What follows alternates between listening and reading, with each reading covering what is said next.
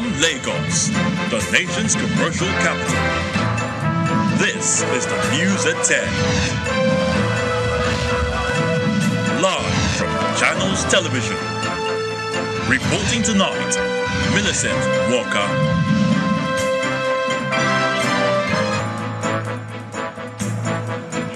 Hello and welcome. Tonight, ahead of Saturday's governorship elections in Bayelsa, Imo and Kogi states, civil society groups asked INEC to ensure early deployment of election materials to polling units. Preparations are in top gear as residents of Bayelsa, Imo and Kogi states prepare for Saturday's off-season governorship elections. And Court of Appeal affirms Mr. Peter Mba as validly elected governor of Enugu State, dismisses appeal filed by Labour Party governorship candidate Chijioke Edoga as lacking in merit. On business news tonight, Saudi Arabia pledges investment to help revamp Nigeria's refineries and provide financial support to help sustain the government's foreign exchange reforms. On sports news tonight, Nigeria's Super Eagles head coach Jose Peseiro unveils strong squad for the 2026 FIFA World Cup qualifying games against Lesotho and Zimbabwe holding next week. And from Abuja, President of the Nigeria Labour Congress, Joe Ajaero, accuses the police of handing him over to thugs who brutalized him in Owerri last week, just as the Inspector General of Police, Kayode Egbetoku, orders investigation into the alleged attack. And in international news from London, the US says Israel will begin to implement 4-hour military pauses in areas of northern Gaza each day to allow civilians to flee.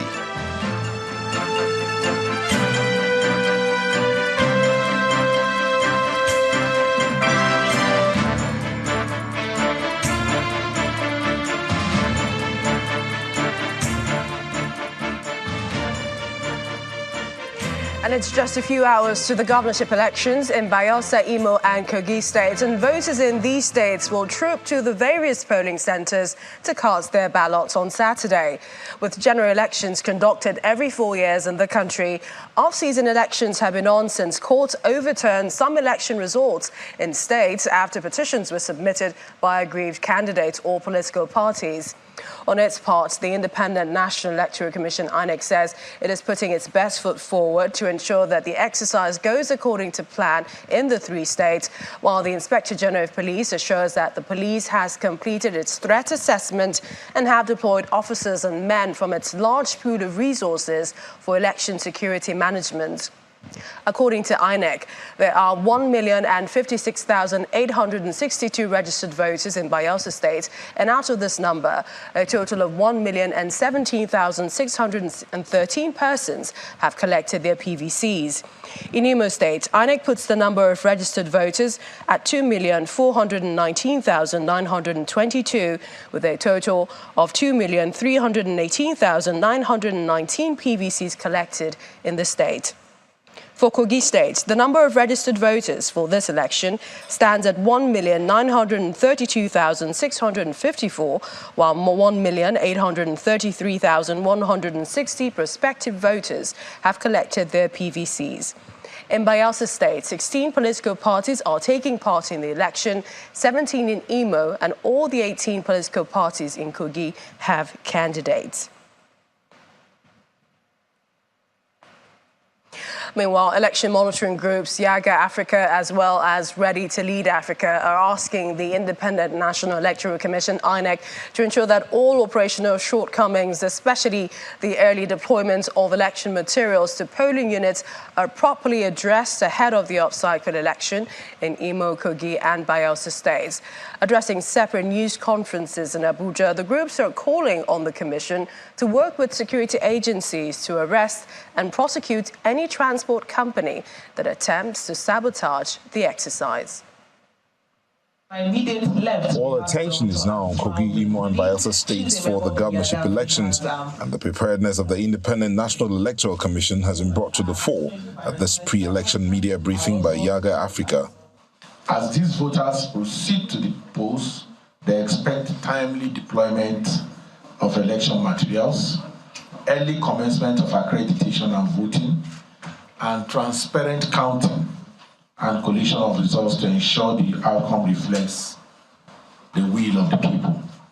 INEC requires adequate security protection to deploy materials to some highly volatile local government areas in Imo State that are prone to violence. And these are Oguta, Osu, or low LGAs, among others. Improved security deployment in volatile areas will enable voters, election observers, and media practitioners in particular to participate in the election across the 3 states. In its pre-election situation analysis report, a civil society organization ready to lead Africa is concerned about the attitude of the candidates in the elections. In Kogi, the level of desperation is not only found in Imo. In Kogi, where gubernatorial candidates are inciting voters toward violence by resorting to the use of inflammatory remarks and instigating fear and demise of potential voters, especially, that's what the politicians are doing, and that is very wrong. The security of the voters is also another major area of concern for the group. To the meat of the matter, we are by this press conference calling on the President and Commander-in-Chief of the Armed Forces of Nigeria, the Inspector General of the Police, to ensure that the police must remain neutral without aiding and supporting any particular candidate against their opponents. And this should be applied in Kogi, Imo, and Bayelsa. INEC has promised to build on the lessons learned from the 2023 general elections to ensure improved elections in Kogi, Imo, and Bayelsa states. Hopefully, that promise will be kept. Over to Kogi State, where the state resident electoral commissioner, Gabriel Longpet, is assuring that the upcoming election will be free, fair, credible and verifiable. At the state headquarters of the commission, the REC said staff of the commission are committed to working professionally. He, however, clarified that there were other factors outside the control of the commission, such as security, that could come to play and change the course of things. Our correspondent Larry Lasisi, who is in Lokoja, reports. It's hours to the governorship election in Kogi State and preparations are in top gear. The electoral umpire, the Independent National Electoral Commission, says all hands are on deck to ensure all aspects of the exercise go as planned. To the best of our ability, we are going to ensure that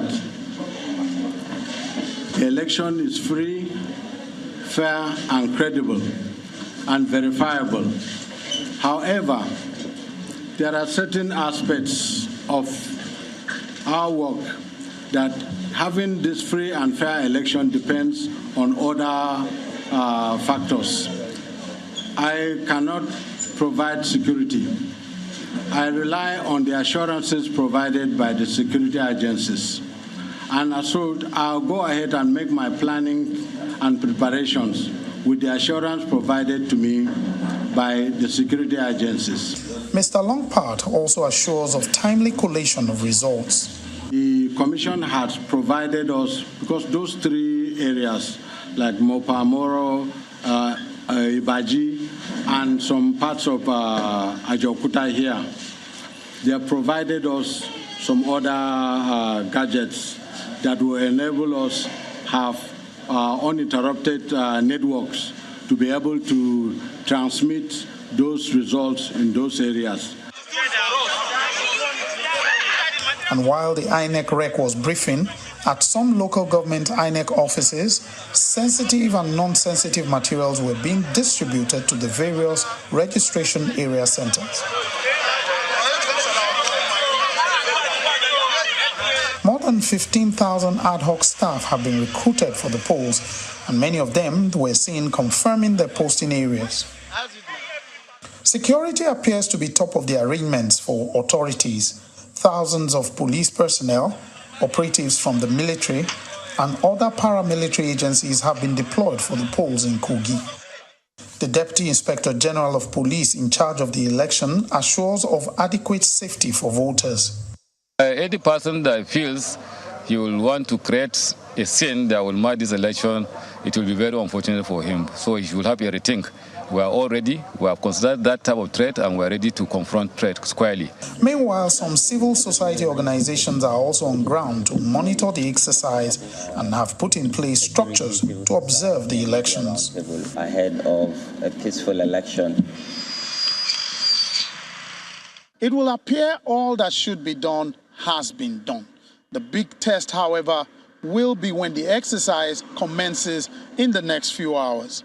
The expectation is that there will be a high voter turnout and that the exercise will be free, fair, and credible. From Lokoja, Lanre Lasese, Channels Television News.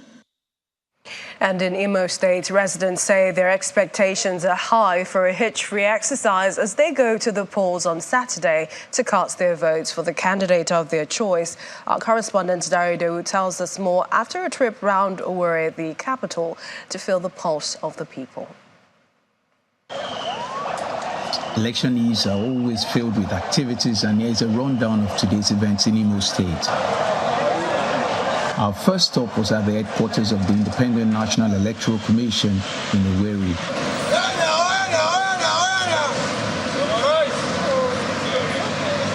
The alertness of the military and the police who stood guard at the entrance is hard to miss.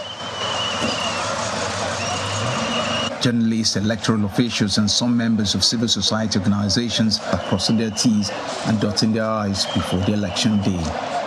We have collaborated with INEC to sensitize persons with disabilities because they must be aware of their rights, even if there is provision for them.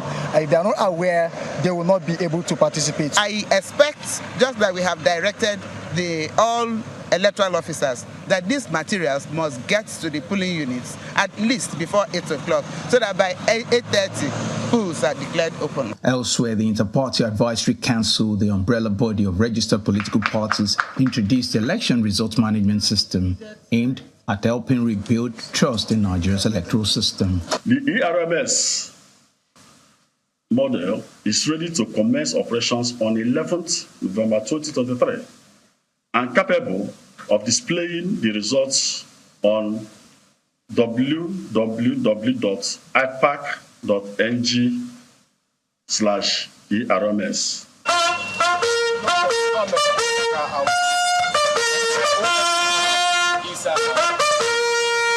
It's also the final preparations parade at the office of the Nigeria Security and Civil Defense Corps, where more than 4,000 of the Corps are on election assignment.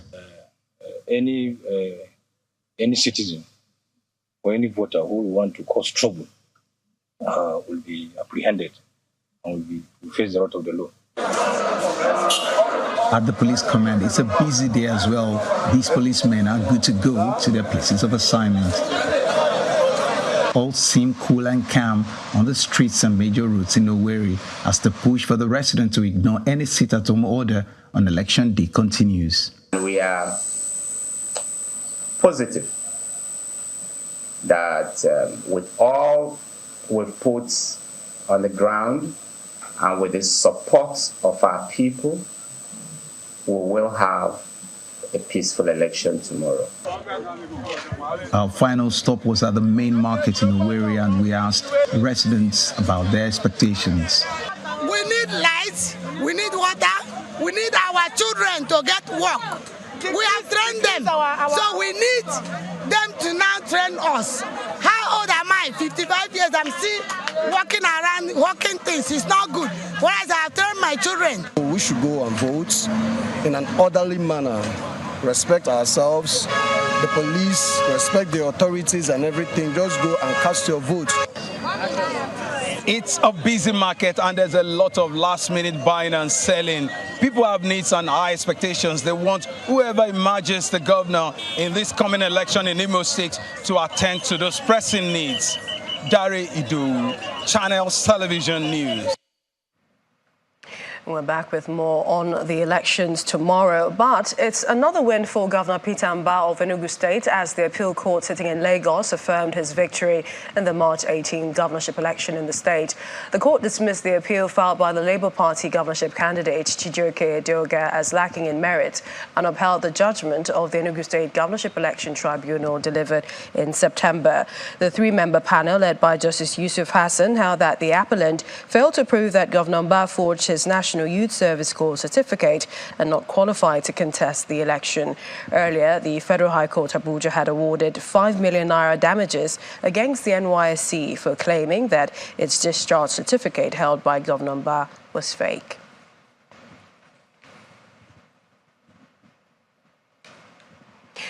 In part two, after the break, we still have more on the election preparations ahead of tomorrow, plus the international panel on the information environment, IP, top scientists visit Nigeria, describe misinformation, hate speech, bias reportage, and other acts as existential threats to humanity.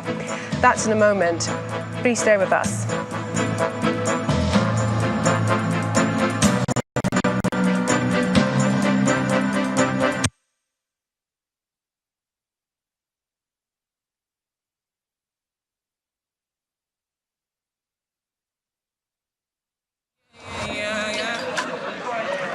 This is Thames.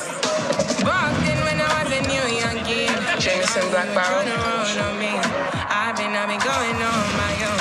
I've been doing things alone. Today when you want it right back. Together we go further. For Thames. You know that's all of us, right? Together is our win. Jameson Black Barrel, touched by fire for a rich, smooth taste. Take it from me, the mind-blowing way to do things is the Glow LTE advanced way. When you stream, it's like you're in the drama itself. When you make calls, you reach where others can't. Coffee! Doing business is like running Wall Street from your street. And when you play, I did beat you guy. We'll see about that. It's like traveling the world without moving an inch. Is that Toby in your room? You can download in the blink of an eye in 4K.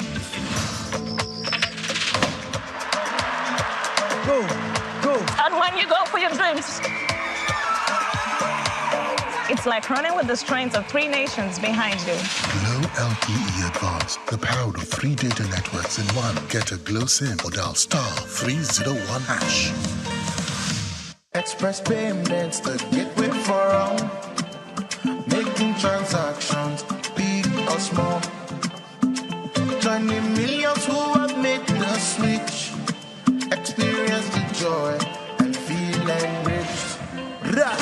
Express payments, your trusted gateway. Make your payments the easy way. In just a few clicks, your payment is done. Express payments, no hassle at all.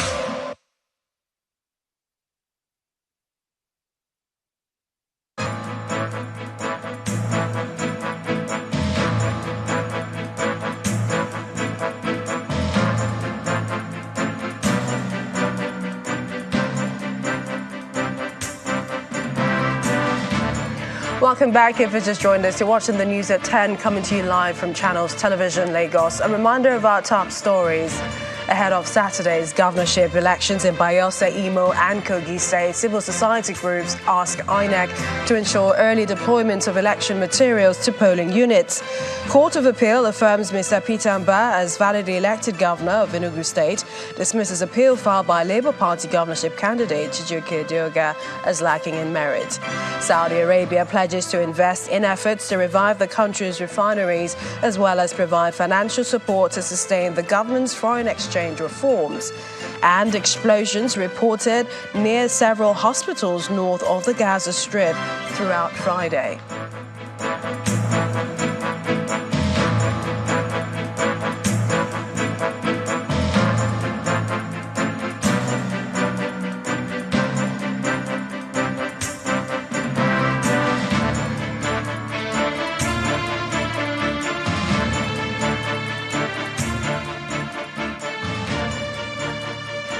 Misinformation, hate speech, bias reportage and other acts have created a global information environment crisis and an existential threat to humanity.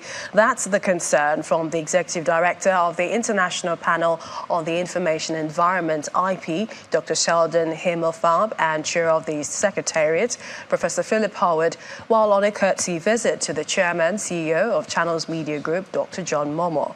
The top research scientists from the International Panel of the Information Environment, an independent global organization dedicated to providing actionable scientific knowledge on threats to information landscape, also highlight the importance of Nigeria's role in the IP.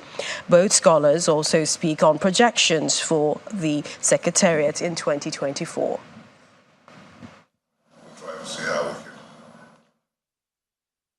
PIE is a group of almost 300 researchers from around the world, from 55 different countries, and we're all researchers who are concerned about the role of technology in public life. Our first conference at the Nobel Summit in Washington, D.C. in May, and we presented some of our original research, and we had a great conversation about the role of science and evidence in making good technology policy. 2024 is a big year in world politics. There are many elections, there are many critical issues, there are multiple wars, multiple conflicts around the world, and information technology can make it difficult to do any peace building or to set any good policy. So the IPIE will be delivering policy-relevant, applied research that helps regulators make good decisions, and perhaps even more important, helps the technology platforms themselves design in good ways for public conversation. Nigeria is absolutely critical to the success of the IPIE in the sense that it is such a large player on the world stage and in Africa. And we have learned that while the majority of the research on the information environment is actually happening, coming out of institutions in the US, in the UK, and in Europe, the majority of the mis and disinformation is happening around the world in other languages. So we need the support of the research community here in Nigeria to help us understand the nature of this issue in this culture and in other cultures. You know, we're seeing a really interesting moment in the intersection of technology and policy making. The artificial intelligence, the AI that has hit the world stage in the last year is forcing all of us to stop, take a breath, and think about the unintended consequences that new technologies can have on social good and public life. So I think in 2024, that discussion is only going to be amplified, and the recommendations of the IPIE are going to be important in that context. Let's head back to one of our top stories on elections. Election Day Eve in Bayelsa, where the Nigeria police says it has deployed over 27,000 police officers to all the local government areas in the state to guarantee a peaceful election. Bayelsa State has recorded cases of violence in previous elections, and the police say that it intends to change the narrative this time around. Preparations to deliver a hitch-free and credible election in Bayelsa State during the governorship election has been the focus of all stakeholders in the election process. The Deputy Inspector General of Police in charge of the South-South region, who addressed journalists on the level of preparedness of the Nigerian police, called on the residents to go out on Saturday confident that they will be protected as the police officers and other security agencies have been adequately trained. We are assuring Bayelsans, residents and strangers that the election will be devoid of violence, and anybody threatening peace or who is threatening any form of violence will be arrested and dealt with. I've said it several times.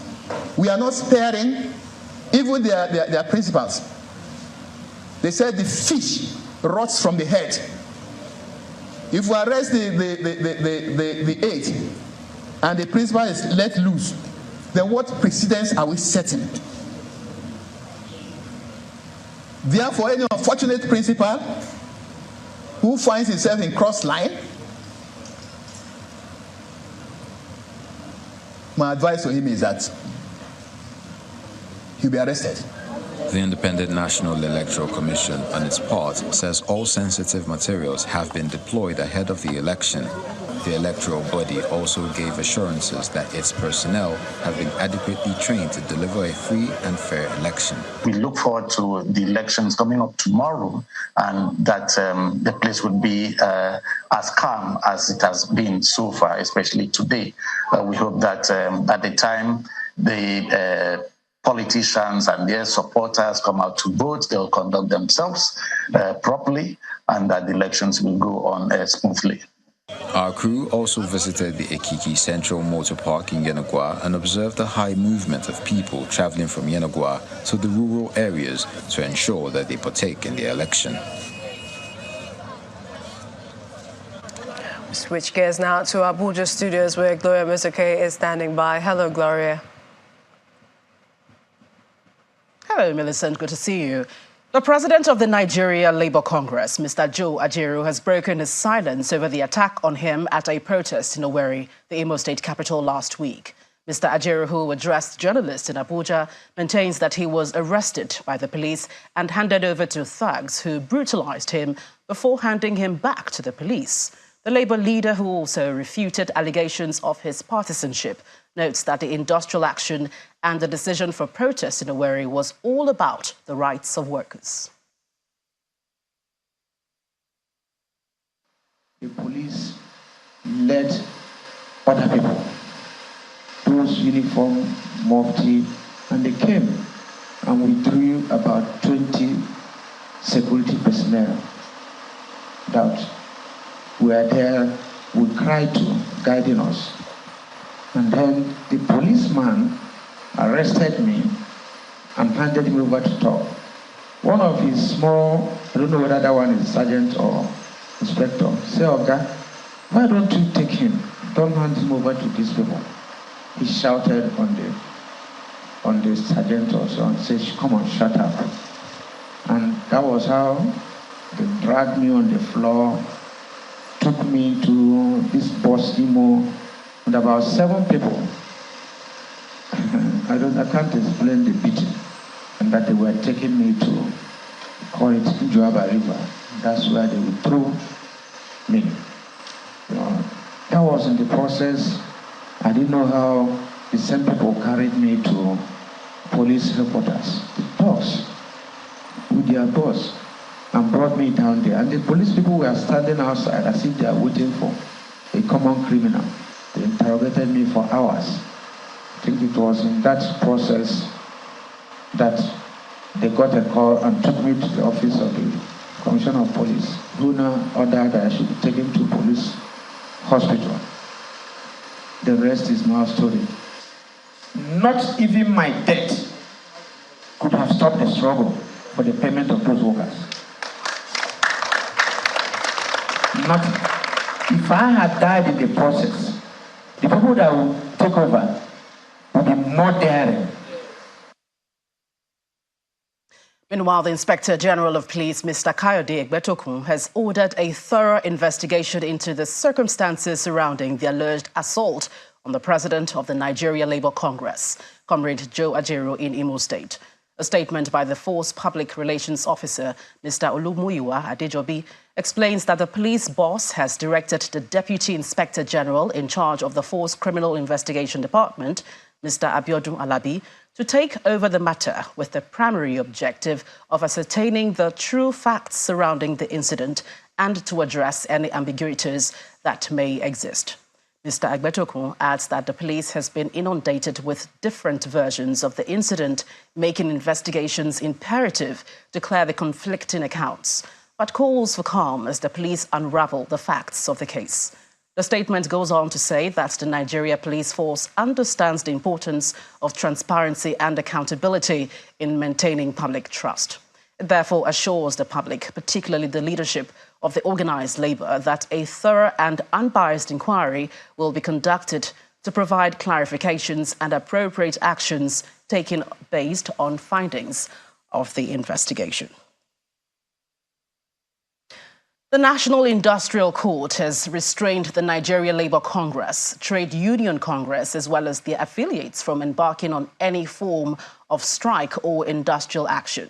The two major labour unions were on Friday ordered to stop their nationwide action strike, scheduled to commence on November 14. The president of the court, Justice Benedict Kanyip, issued the restraining order following an ex parte application brought before the court by the federal government of Nigeria and the Attorney General of the Federation and Minister of Justice.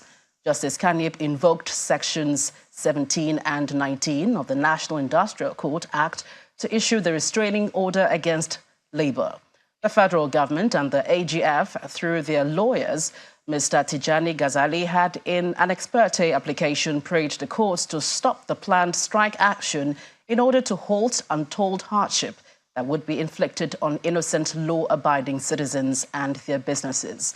In a short ruling, the judge said that it is within the power of the court to intervene by way of restraining order to ensure peace and tranquility.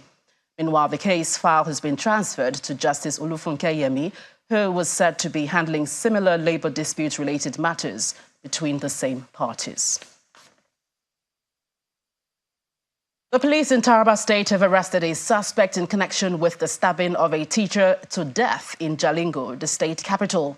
The police public relations officer, Mr. Abdullahi Usman, who disclosed this, says the suspect, which is already in its custody, is believed to be masterminding that attack on the teacher.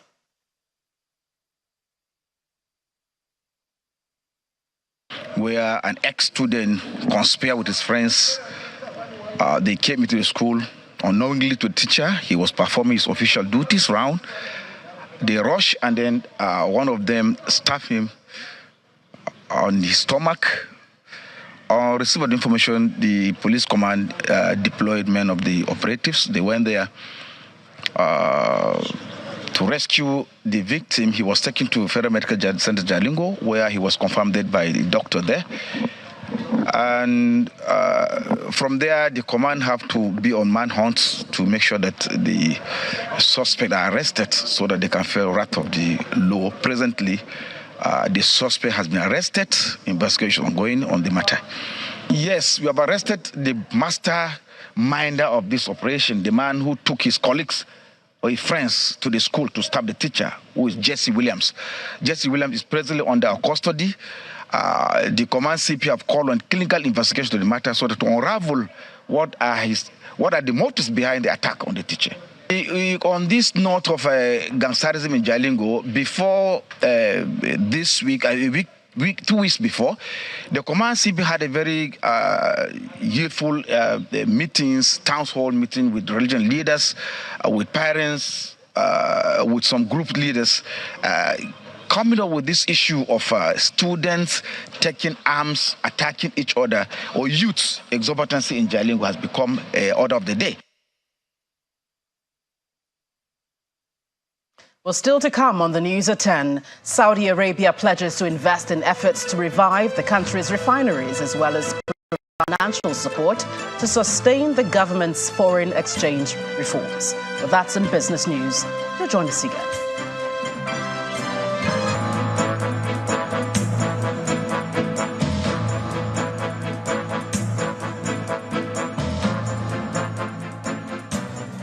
Susie likes to live life on her own terms. And with her Visa prepaid card from First Bank, she has no worries shopping abroad or paying locally as her card comes in USD or Naira variant. And she enjoys the liberty of funding her card as she desires. Susie got her Visa prepaid card from the First Bank branch nearest to her. It's valid for 3 years and can be personalized to suit her lifestyle. First Bank Visa prepaid card can be used on any payment channel, ATM, POS, and web.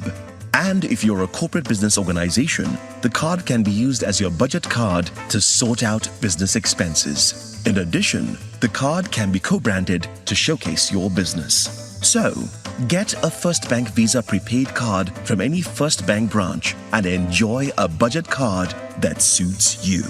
You first. First Bank. Tell her why it's okay, make it relax like it's your by day. Anything you want to do, yeah, and if you do, I'm no need to delay. You don't need to stress yourself, eh? You got that world in your hand. Living like a baby girl for life, make the people know. If you wanna buy your head time, yes. Easy access, now one time, yes. Everything break it there, oh yeah, oh yeah, oh yeah, oh yeah.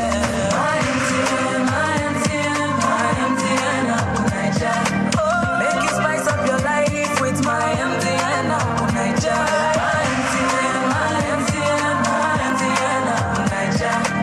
You fit upgrade your life with my MTN app, Nigeria.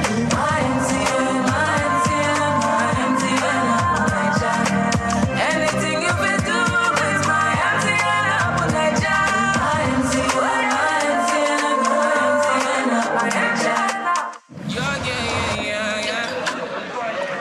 This is Thames. Back then when I was a new youngie, Jameson Black Barrel. on me. I've been going on my own. I've been doing things on my own. Today when you run it right back. Together, we go further. For terms. You know that's all of us, right? Together is our win. Jameson Black Barrel, touched by fire for a rich, smooth taste.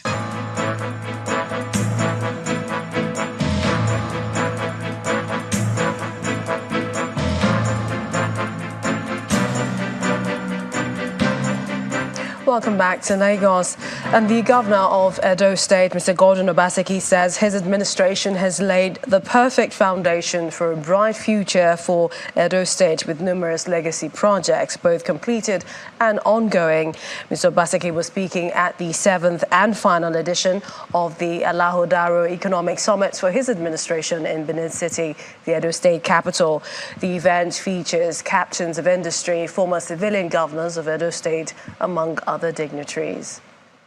Please resume your seats. We shall have the abridged protocol and expect all other speakers. It's the final act for the Alagodaro Economic Summit, an annual event since 2017 to showcase the achievements of the Edo State Governor Godwin Obaseki. Welcome to Alagodaro 2023. We have a good story to tell. Can that applause be made one? The summit has been a catalyst to the developmental strides taken by the present administration. The chairman of the Alagodaro Summit Board, Aswe Ighodalo, believes that Edo could eventually become a pace-setter in the economic development for Nigeria. I must be on the prize of building a superb sub-sovereign economy that outstrips the Nigerian economy, so that the Nigerian economy does not create any ceiling for us in Edo State. The Economic Summit brings together the business community, particularly investors in Edo State. The keynote speaker, Aliko Dangote, who is represented at the event, wants Edo State to leverage on its comparative advantage in key sectors like agriculture and tourism to drive its economic development plans. Edo State is blessed with huge resources. Natural resources such as limestone, hydrocarbons, marbles, and a very rich arable land are among the resources available in Edo State. These historical experiences make the state endowed with potential for travel and tourism, including several colonial flashpoints. The reality is that the Edo you see today is... Attention inside the venue shifts to the big screen, where the visuals tell the Edo success story so far. Edo State, under the governor, is unarguably Nigeria's new economic frontier. Governor Godwin Obaseki takes his cue from the documentary. While highlighting projects undertaken during his tenure, Mr. Obaseki also projects into the future for Edo State.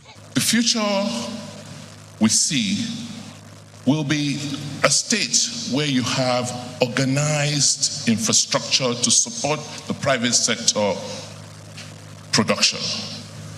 We're hoping that the future is one in which governments will continue to work very, very closely with the private sector to ensure that Our policies are continually adjusted and aligned to fit and suit the needs of the economy to drive growth. With a year left for the present administration in Edo State, Governor Godwin Obaseki says he has delivered on his campaign promises of making Edo State great again.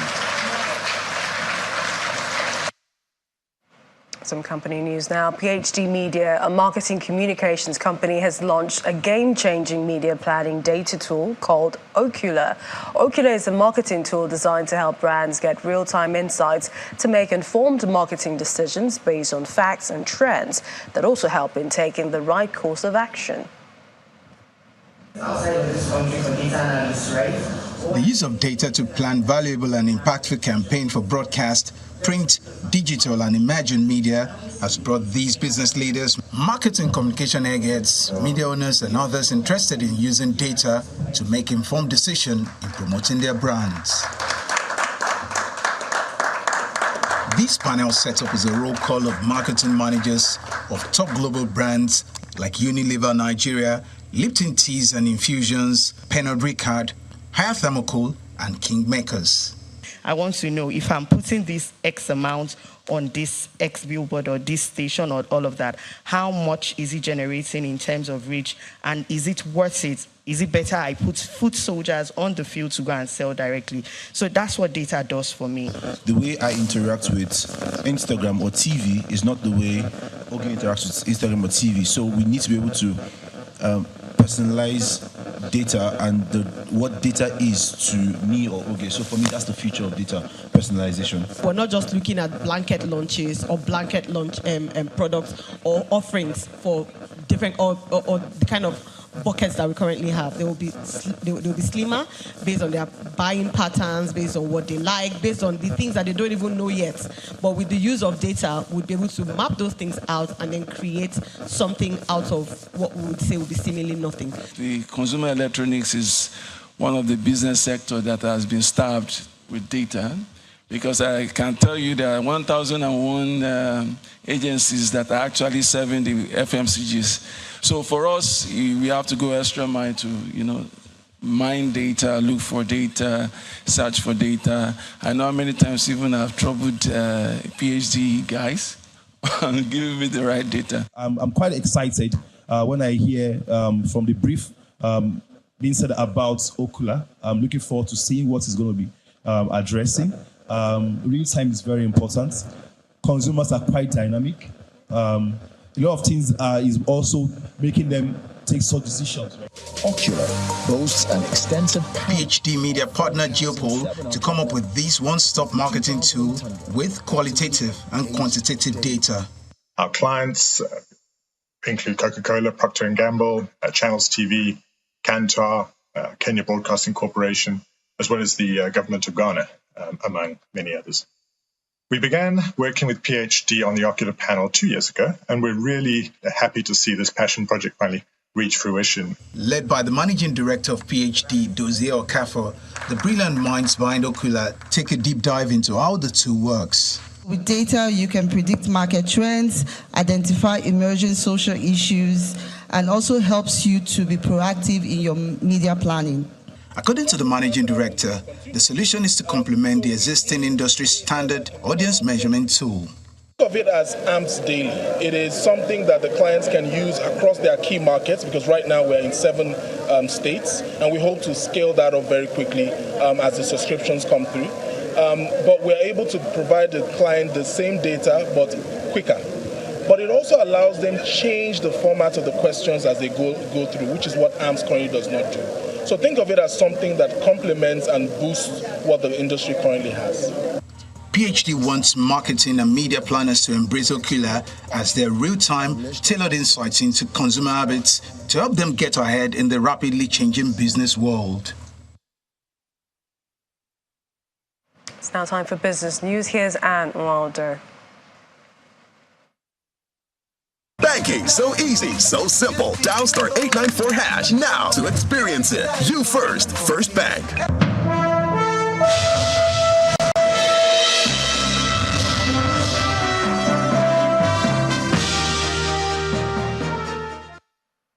Thank Thank you, Millicent. Hello and welcome to Business News. The government of Saudi Arabia has pledged to invest in the effort to revamp Nigeria's refineries, as well as provide financial support to help sustain the government's foreign exchange reforms. The pledges were made by Saudi's Crown Prince, His Royal Highness Mohammed bin Salman, during the bilateral meeting with President Bola Ahmed Tinubu on the sidelines of the Saudi-Africa Summit in Riyadh. And the other statement adds that the Saudi government will make available a substantial amount and deposit of foreign exchange to boost Nigeria's forex liquidity and help support the CBN's ongoing forex market reforms.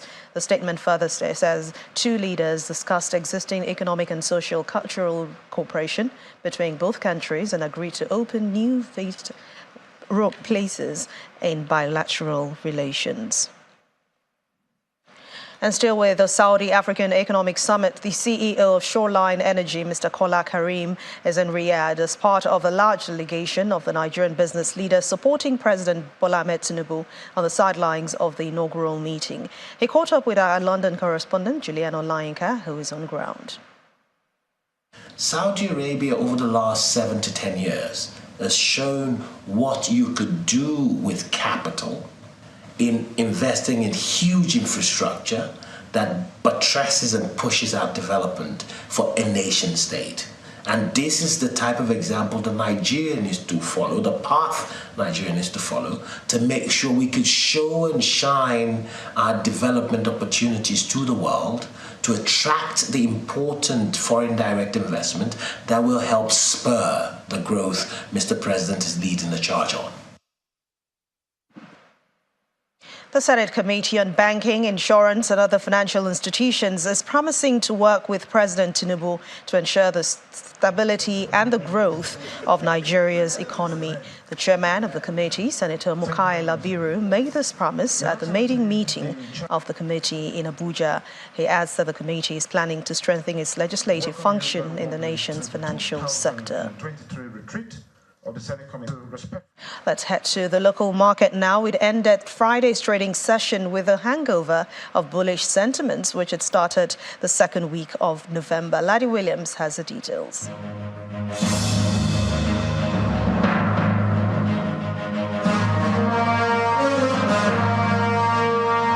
Well, it's time to take a look at how your money performed today in the equities market. Looks like we're getting closer to the 71K level. Look at the all-share index there.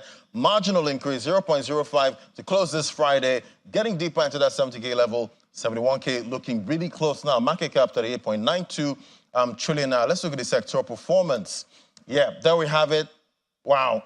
Oil and gas, big move today, 0.86%, with likes of corn oil, Eterna, O&O adding to their share prices, bumping that counter up. Let's look at the top trades now by volume. You see Japol Gold, again, topping that counter with 164 million units of stocks traded today. Univinsure and UBA as financial services also on that count. So it's definitely been a profitable week in the local bourse, and I'm sure most investors will be debating where the top will be. Who knows? Well, for now, I guess we just enjoy the bullish euphoria. That's it from me on the Stock Market Report. I'm Laddie Williams.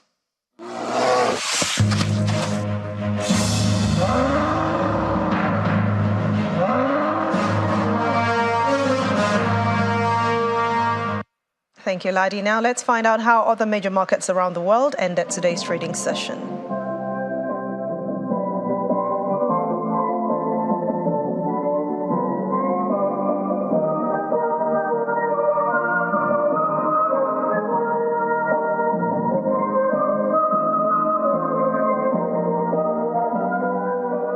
Thanks for watching Business News Tonight. I'm Anne Mwawadu. Enjoy the rest of the weekend. It's back to you, Millicent.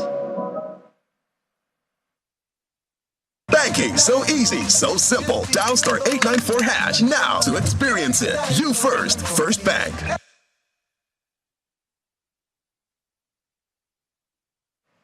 Thank you, Anne. Explosions have been heard near several hospitals north of the Gaza Strip, with patients and staff trapped. This comes as Israel confirms its military operation close to Al-Shifa, the biggest hospital in Gaza City.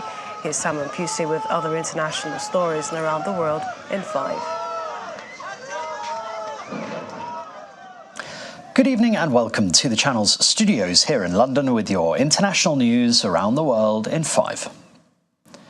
The US says Israel will begin to implement 4-hour military pauses in areas of northern Gaza each day to allow civilians to flee. However, the bombardment of Gaza continues. Israel has confirmed its military is operating close to Al-Shifa, the biggest hospital in Gaza City. Videos circulating on social media show what appears to be the aftermath of a missile or mortar striking the hospital courtyard. The US State Department say there will be 2 humanitarian corridors allowing people to flee areas of hostilities. The first such corridor open between 4 and 5 hours every day for the past few days has already enabled many thousands of people to reach safer areas. The second route along the coastal road will enable many more thousands to reach safer areas in the south. And of course, we are continuing to work closely with our Israeli partners to address and remain vigilant about efforts from Hamas to discourage and prevent civilians from fleeing this area. Chancellor Olaf Scholz says he's ashamed and angered at recent anti-Semitic attacks in Germany. Jede Form von Antisemitismus vergiftet unsere Gesellschaft. He was speaking at an event to mark the anniversary of the November pogroms of 1938, sometimes known as Kristallnacht. Berlin's staunch diplomatic support for Israel is often described as a matter of historic responsibility. But as fighting continues between Israel and Hamas, social discord is emerging in Germany. There were marches in support of Israel in cities across the world, including Berlin and Copenhagen. The UN's migration agency says around 700 people have been killed in Sudan's West Darfur region following clashes between the army and the Rapid Support Forces. The incident happened late last week in El Guinea, where 300 more people are reported missing. A local human rights organisation estimates that as many as 1,300 were killed in West Darfur since last Friday and blames the RSF for the atrocities. This comes as the RSF appears to be gaining momentum in the region. Witnesses accuse the paramilitary group and its allies of targeting non-Arabs in the areas it has captured. Scientists have filmed an ancient egg-laying mammal named after Sir David Attenborough for the first time, proving it isn't extinct as it was feared. An expedition to Indonesia led by Oxford University researchers recorded 4 3-second clips of Attenborough's long-beaked echidna. Spiky, furry and with a beak, echidnas have been called living fossils. They're thought to have emerged about 200 million years ago when dinosaurs roamed the Earth. A trio of giant pandas have arrived in China's southwest Sichuan province after a 19-hour, 9,000-mile flight from the US. Mei Xiang and Tian Tian arrived at Washington National Zoo in 2000 as long-serving goodwill ambassadors to the US Capitol.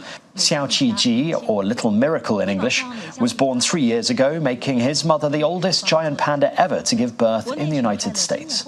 The departure of Washington's 3 bears follows the return of pandas from Memphis and San Diego zoos, leaving only 4 giant pandas in the US. And the Oscar-winning actor and singer Jared Leto has scaled New York's iconic Empire State Building to announce his band 30 Seconds to Mars World Tour. Wearing an orange jumpsuit, aerial videos showed Leto climbing the famous tower using a rope and a harness. 30 Seconds to Mars' massive Seasons 2024 World Tour is the band's first headline tour in 5 years. It kicks off in Buenos Aires in March next year. And that's your international news around the world in 5. Now back to the channel's studios in Lagos.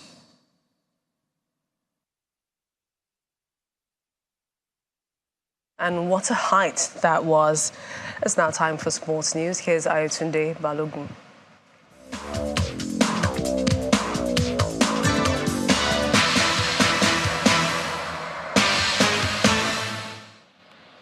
Many thanks, Millicent. Welcome to Sports News. Head coach of Nigeria's national football team, the Super Eagles, Joseph Asero, has invited 23 players for the 2026 FIFA World Cup qualifying games against Lesotho and Zimbabwe.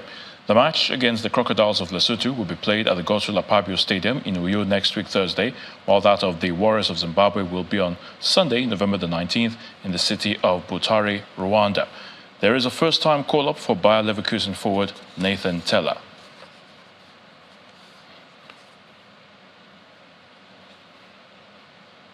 And in English Premier League, Mauricio Pochettino says it is impossible for his team, Chelsea, to think of themselves as underdogs as he prepares for the daunting task of facing the Premier League champions Manchester City on Sunday. A 10th place Chelsea have a terrible recent record against City, losing the past 6 games in all competitions without even scoring a single goal. For me, it's the best team, the best coaching staff, the best coach or the manager.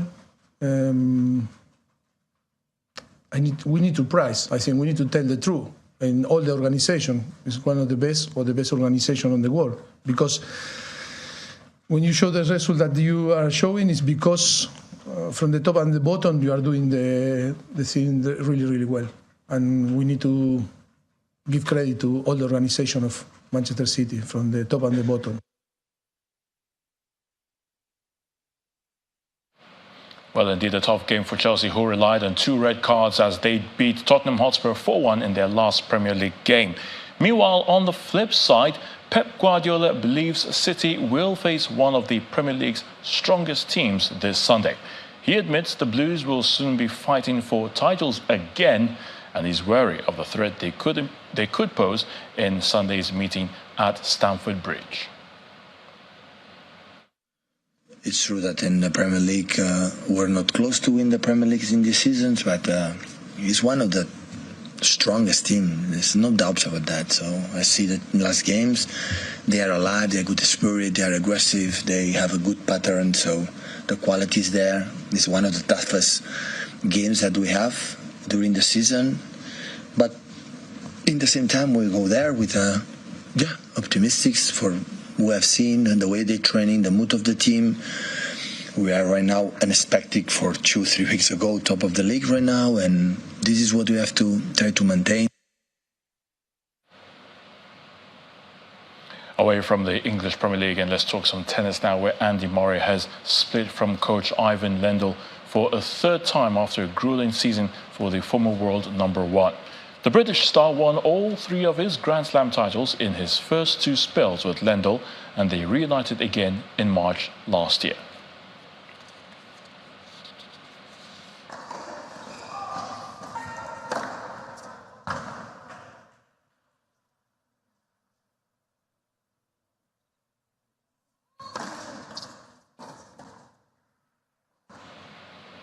And that's Sports News. I'm Ayotunde Balogun. It's back to you, Millicent.